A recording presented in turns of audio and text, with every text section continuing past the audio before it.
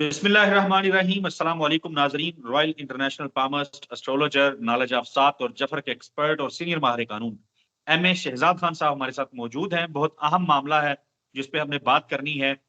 सबसे पहले तो एम ए शहजाद खान साहब, अस्सलाम वालेकुम, कैसे हैं? वालेकुम अस्सलाम। बिस्मिल्लाहिर्रहमानिर्रहीम। इन्नल्लाह यअमुरु बिल अदल वल एहसान। बेशक अल्लाह हुक्म देता है इंसाफ करने का और एहसान करने का। अल्लाह पाक का बड़ा करम बेटा, शुक्र अल्हम्दुलिल्लाह। माशाल्लाह। खान साहब, पाकिस्तान तहरीक इंसाफ का वफद मौलाना फजलुर रहमान के पास गया है। एक बहुत बड़ी पेशरफ्त है। दूसरी जानिब पीटीआई ने वजारत उज़्मा के लिए उमर अयूब का नाम जो है वो नामजद कर दिया है। उन्हें मियां असलम इकबाल को पंजाब में नामजद कर दिया है। किस तरफ ये मामला जाता हुआ दिखाई दे रहा है? क्या पेशगोई करेंगे? उमर अयूब के वजीर आजम पाकिस्तान बनने का इम्कान है? बहुत बड़ा सवाल है आपका, और मैं आज खुश हुआ। कहते ना बेगम्बो खुश हुआ, पता नहीं बेगम्बो है बेगम्बो, लेकिन इधर में शहजाद खान खुश हुआ। अच्छा। बात यह है कि मैंने कहा था इमरान अहमद खान साहब अडियाला यूनिवर्सिटी में पीएचडी कर रहे हैं, लेकिन जब वो निकलेंगे तो नेल्सन मंडेला से एक बड़ी पावर बन के, नेल्सन मंडेला जब निकले थे तो उन्होंने सबको माफ कर दिया। अब इमरान खान साहब ने ऑक्सफोर्ड यूनिवर्सिटी से डिग्री ली थी, लेकिन यहाँ पे पीएचडी कर रहे हैं। सीखा बहुत कुछ अकेले रह के, और उन्हें समझ में आ गई कि तुर्क के पत्ते कैसे चलाने। नंबर 1। नंबर 2, मैंने कहा था माफ कर देंगे जब वो आएंगे सबको। तो एक किस्म का पीपल पार्टी पे कल तक मीडिया पे बात आ रही थी, शेक हैंड हो रहा है नहीं हो रहा, फिर जेयूएफ के हवाले से आई बात, ये सारी चीजें। इस बात में कोई ना कोई सदाकत जरूर है, कुछ ना कुछ बात जरूर है। लेकिन दूसरी बड़ी बात मैं आपको एक अहम बता दूं। पहली बात तो यह है कि जो जमहूरियत की कश्ती चल रही थी, उसमें उस कश्ती में सुराख मौलाना साहब ने किया था और वो डूब गई। उस कश्ती में डूब गए मौलाना साहब, मौलाना फजलुर रहमान साहब। और मैंने बार बार ये बात की थी, आपको याद होगा, साल 8 महीने से कह रहा हूं कि मौलाना साहब को सज्जी दिखाई जाएगी, मारी खपी मारी जाएगी। आप देख ले 4 सीटें आई।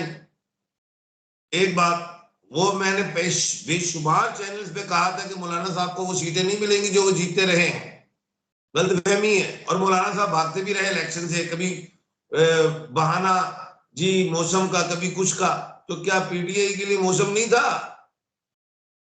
एक बात तो खैर मौलाना की भी मजबूरी हो गई हाथ मिलाने की। और मैंने ये कहा था अब खान साहब को पीर मानो, उनको अब्बा मानो, सारे उनसे हाथ मिला लें, क्योंकि मैंडेट चोरी होने के बाद भी खान जीता हुआ है, और किसी एक बड़ी जमात से भी हाथ मिला ले तो उड़ा के रख देगा नून को। एक बात। दूसरी बड़ी बात जो अहम है, मैंने ये कहा था कि इस साल का जो बादशाह है, ये बड़ी अहम बात है और समझने वाली बात है। इस साल का बादशाह सियारों में मरीख है, और मरीख मशरिक से तलु हुआ था, और मरीख के जो अल्फाज हैं वो अलिफ आइन लाम और ये हैं। और आज मरीख जो है तकवीत पकड़ रहा है, और मैंने कहा था कि 17 जनवरी के बाद खान मजबूत दिखाई देता जाएगा। लोग मजाक समझ रहे थे। अब खान का जो नाम है वो अलिफ और आइन में है, और इस साल का बादशाह मरीख है, उसके नाम के अल्फाज अलिफ और आइन है। उधर अली अमीन गंडापुर अलिफ आइन का मालिक, इधर उमर अयूब अलिफ आइन का मालिक, इधर असलम इकबाल 2 अलिफ, उधर आसिफ अली जरदारी जिसने तिकनगी का नाश नचा दिया है नून लीग के, वो भी मरीख और मंगल का बादशाह है, वो सदर पाकिस्तान आ सकता है। खैर ये जो नाम आगे आपने जो भी बयान दिया है जो असलम इकबाल के हवाले से, और मैंने अलिफ आइन गिनाए हैं, ये अपनी मरीख की ताकत की वजह से आगे आ रहे हैं, डिग्निटी के साथ। इनके सितारों में पावर है। आइंदा आने वाले टाइम में मैंने कहा था कि खान जो है वो आस्ता आस्ता क्लियर होता जाएगा। आप देखिएगा आइंदा आने वाले, हमने एसी ऑन किया होगा, खान बाहर आ जाएगा बब्बर शेरा, पूरी कौम ओदा पुरतपा जड़ा है ओ की कहते ने ओ की करेगी इस्तकबाल। और खान, मैंने ये कहा है कि खान मशरिक का सूरज है, बात याद रखना और नोट भी कर लो।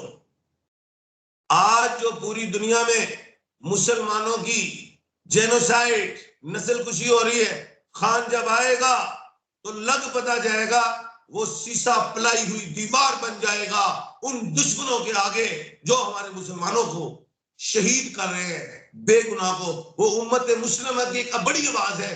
पाकिस्तान का तो वजीर आजम एक छोटी सी बात है, वो पूरी मुस्लिम उम्मा की एक ताकत बन के आ रहा है। ये लिख ले मेरी बातें।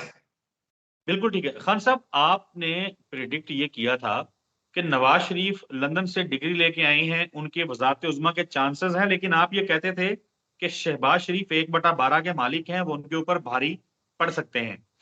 इस वक्त अगर हम देखें तो क्या शहबाज शरीफ का पत्ता भी साफ हो चुका है या वजीर आजम शहबाज शरीफ ही आ रहे हैं? क्योंकि शहबाज शरीफ पे बड़ा जोर देते रहे हैं आप।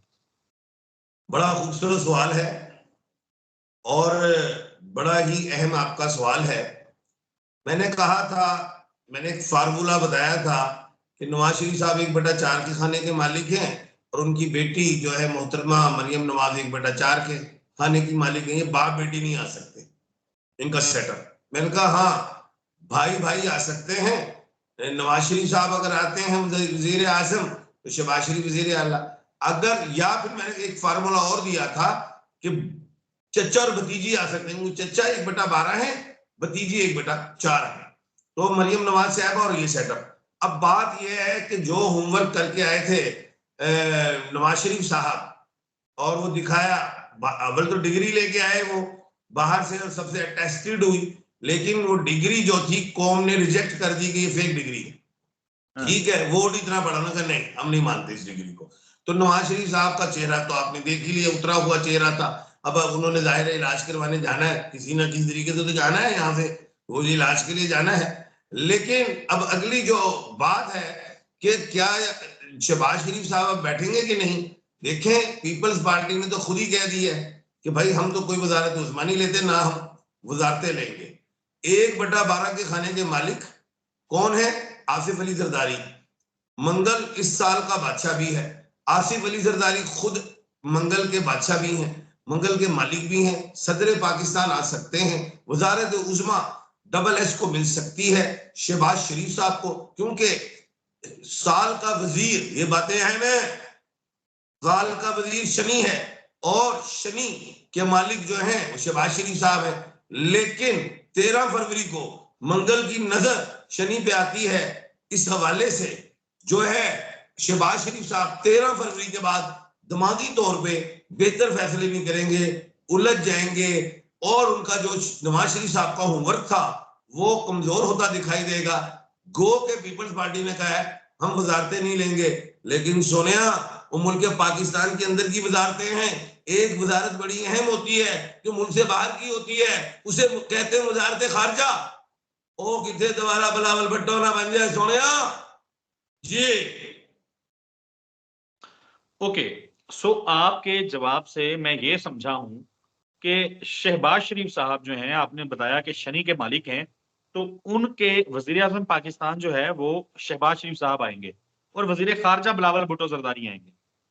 आ सकते हैं, क्योंकि नवाज जरदारी साहब ने तो कहा था मैं देखूंगा नवाज शरीफ साहब कैसे वजीर आजम बनते, एक बात ही तो वो पलट गए। और वो क्यों?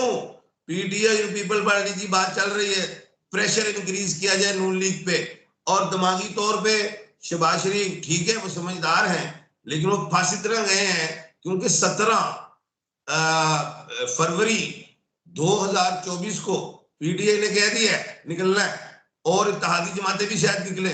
17 का डिजिट भी 1 और 7 8 बनता है, और 8 को इलेक्शन हुए, 8 का फिर वो खाना खुल रहा है, उसमें इलेक्शन कमीशन ऑफ पाकिस्तान पे प्रेशर इंक्रीज होगा, शहबाज शरीफ पे इंक्रीज होगा। और अगर तमाम डेट को देखा जाए 17/2/2024 इन तमाम डिजिट्स को काउंट करो तो वो 9 बनता है। वो इमरान खान के हक में भी आएगा, वो जनाब आसिफ अली जरदारी साहब के हक में भी आएगा। तो फंस गई कौन? नून लीग। और दूसरी बड़ी बात, मैंने पहले भी कहा था कि पीडीएम पार्ट 2 बनने जा रही है, वो भी आप देखिएगा। और मैंने कहा था स्टेचर पे जा रही है और टायर एमक्यूएम का होगा और वो 17 सीट पे है और 17 भी 1 और 7 8 होता है। वो टायर जब दिल चाहे वो खुल जाएगा, क्योंकि शनि का अब ये वजारत का साल है और शनि का डिजिट एमक्यूएम के पास भी है। दमादम मस्त कलंदर होगा। अब खान को पीर मानना पड़ेगा। अगर खान को ये जमातें पीर नहीं मानेंगी तो मंगल शुरू हो जाएगा, और मंगल तो लड़ाई जंग और जदल से रिलेटेड। बिल्कुल ठीक है। एम एस शहजाद खान साहब, बहुत शुक्रिया आपके कीमती वक्त के लिए। नाजरीन, आपसे अगली वीडियो में मुलाकात होगी, तब तक के लिए इजाजत दीजिए। अल्लाह हाफिज।